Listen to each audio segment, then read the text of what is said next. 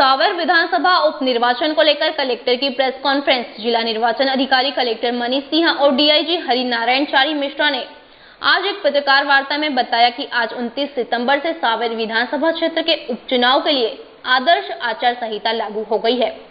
आचार संहिता के अंतर्गत अधिसूचना का प्रकाशन 9 अक्टूबर को, नामांकन की अंतिम तारीख 16 अक्टूबर, नामांकन पत्रों की जांच 17 अक्टूबर और नामांकन वापसी की अंतिम तिथि 19 अक्टूबर को रहेगी। जिला कलेक्टर ने बताया कि 3 नवंबर को सावेर विधानसभा निर्वाचन के लिए मतदान किया जाएगा और मतगणना 10 नवंबर को होगी।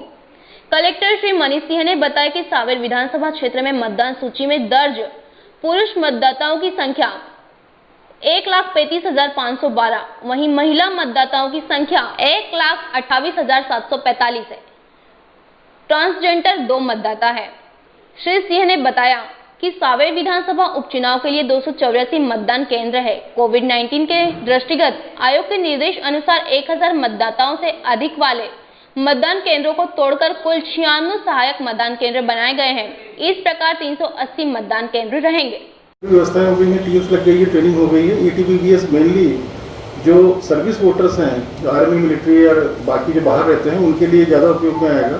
और पोस्टल बैलेट के लिए जैसे मैंने बताया 80+ और पीडब्ल्यूडी मतदाता और जिनको कोविड है, क्वारंटाइन है या कोविड पॉजिटिव, उनके लिए रहेगा।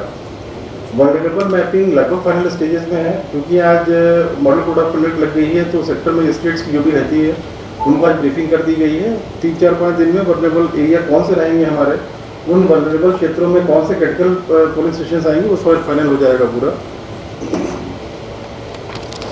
इसके अलावा 144 के आदेश काफ़ी जारी कर दिए गए हैं। उसका एक मैं ब्रीफ आपको दे देता हूँ। एक तो लाइसेंस, टोटल जो आर्म्स लाइसेंस सावेर विधानसभा क्षेत्र में है, लाइसेंस इन टोटल 2543 अनुज्ञप्तिधारी हैं और इनके पास 2595 आर्म्स हैं। मतलब 2543 लाइसेंस हैं और 2543 लाइसेंसेज में 2595 लाइसेंसेज हैं। और इसको हम लोग जमा कराने की प्रक्रिया कर रहे हैं, जिसमें कुछ लोगों को छूट ऑलरेडी मिली हुई है। आर्मी सेवा में लगे अधिकारी हैं, मिलिट्री है, ये सब सर्विसेज हैं, पुलिस के हैं, बैंक में जो आर्म गार्ड लगी रहती है, कई कैटेगरी है जिसको कि हम लोगों ने ऑलरेडी छूट दे रखी है। उनको छोड़ के बाकी सभी के आदेश जारी कर दिए गए हैं शस्त्र लाइसेंस जमा कराने के। नंबर 2,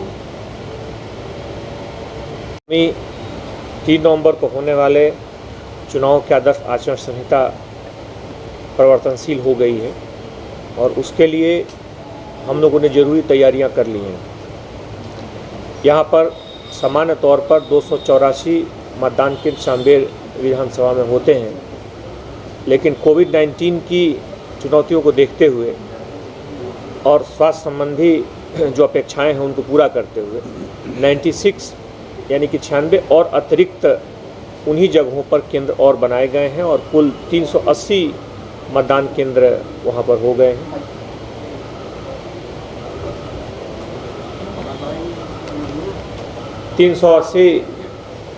मतदान केंद्र कुल हैं।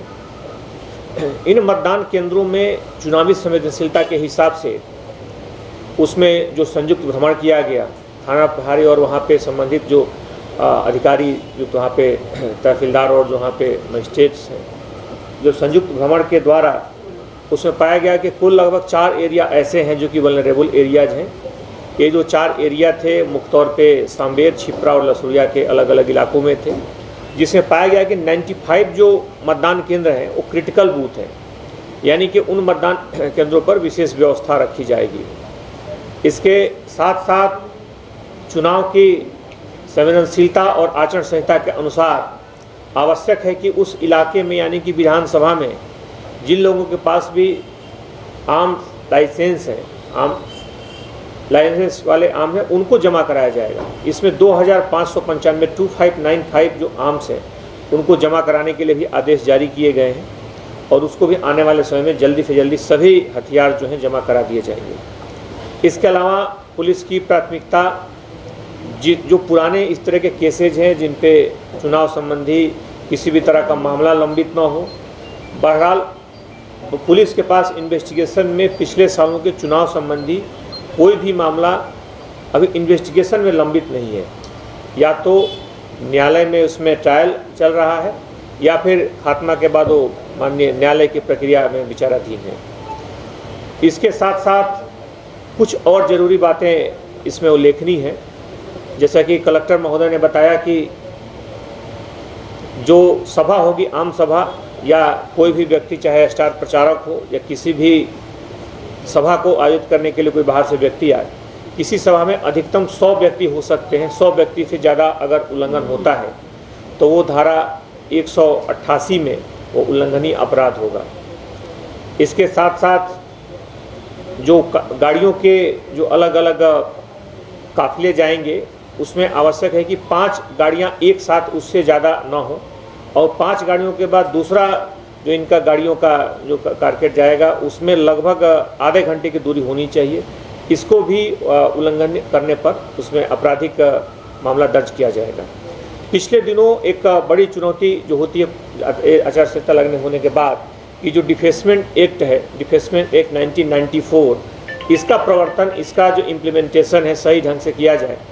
तो जैसा कि अभी कलेक्टर ने बताया कि 24 घंटे में जितने शासकीय बिल्डिंग्स हैं उस शासकीय बिल्डिंग्स पे उस डिफेसमेंट एक्ट की कार्रवाई की जाएगी, और आने वाले 48 घंटे में जो भी सार्वजनिक जगह हैं उन सार्वजनिक जगहों पे इस कार्रवाई को गंभीरता से इसे लागू कराया जाएगा।